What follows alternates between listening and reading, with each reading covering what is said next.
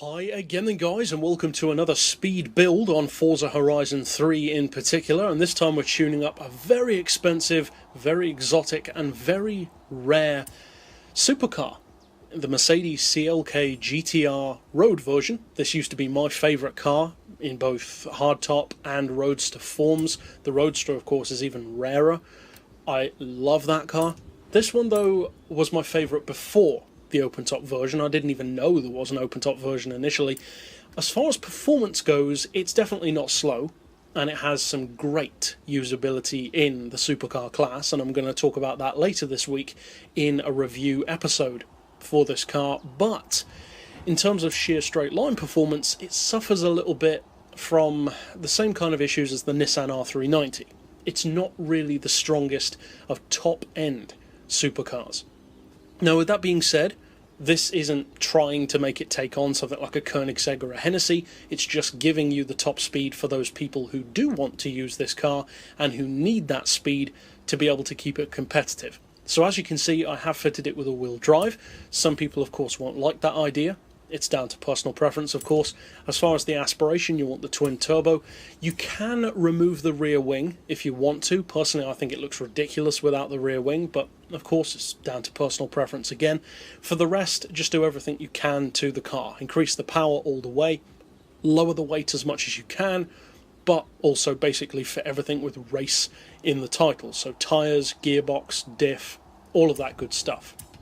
Now, as far as the tuning side of things, and also the benchmark of course, the acceleration is very good. The top speed is not bad, but it's not amazing. It's not hypercar level. 2.1 to 60 technically 5 seconds to 100, but 4.95 let's say, and 238 flat out.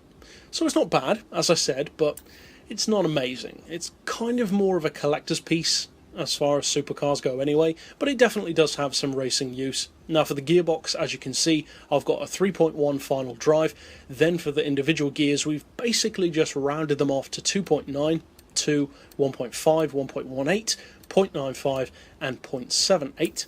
Then for alignment, we've got neutral camber and toe. As always, if you want to have some, that's fine. 4 degrees of caster, which is kind of midway between loose and stiff. For anti-roll, we've got those on 20, again, just rounded off. Springs on 136, 187, and I've opted for the lowest ride height. Dampers on 9, 12, 4 and 5. Aero is applicable to this car, and I would recommend, as you can see, having it as low as possible. Obviously, for handling, if you don't need top speed, then put that higher, but that's just not the point of this tune. So you want it as low as possible, and for the diff, as I usually would, I've got 100% on acceleration, 0 on deceleration, and for this particular car, a little bit more of an inclination towards the back end with a 75% rear bias. Now this tune is on my storefront, so you can use the keywords in the video description to find it, but as I've said with a couple of other tunes before, this is a tune which is fairly fluid, so I can't guarantee how long this will be on my storefront for. So if you want this tune and you're watching this close to when this video is released, then pick it up if you want it as quickly as you can, because it's a slightly slower tune and I tend to remove my slower tunes to make room for the quicker ones. So as I said, I can't guarantee that it will always be there. But that's it for the setup. So now of course let's take it out on the street to prove its performance. Now, as I alluded to just now, this is not the kind of car by any means that I would recommend for top speed racing. It's just not built for that. It doesn't perform well in that way.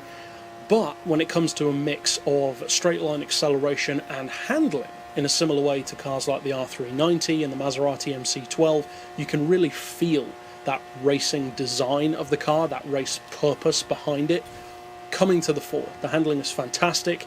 The centre of gravity is nice and low. You've got all that downforce and aerodynamic efficiency working in your favour.